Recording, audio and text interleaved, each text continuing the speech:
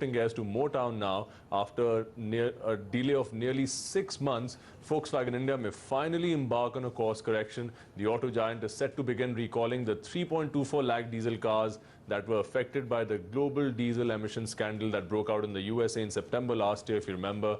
In fact, Farah Bookwala Vhora joins us now with all the details. Farah, now Volkswagen's moves towards redemption in India finally, is that the case?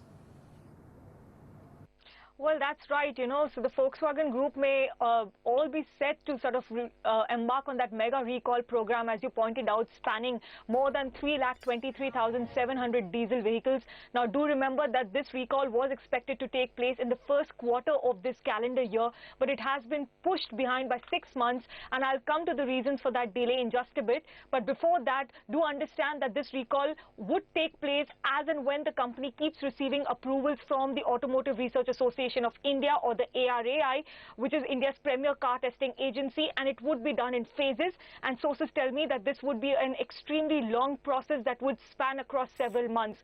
Now, coming to the reasons behind the delay, Volkswagen, in its statement to CNBC TV 18, stated that the company had presented its first set of technical measures covering the EA189 family of diesel engines, which are the affected engines, to the ARAI. The ARAI was testing it at its own end. At the same time, the company is also developing and testing the technical updates back home in Germany, which would then be brought to India. This is a very complex process spanning across several brands, several different engine variants, different models, different model years, as well as different brands within the Volkswagen Group. It's not restricted to just Volkswagen, but also encompasses Skoda and Audi, and therefore the delay. Now, do remember that the official number of the recall is about 3,23,700, which includes about 1.9 lakh Volkswagen cars. It includes 88,700 Skoda cars and about 36,500 Audi cars. But the company in its statement has said that the final number of the technical update would be slightly higher than that. Back to you.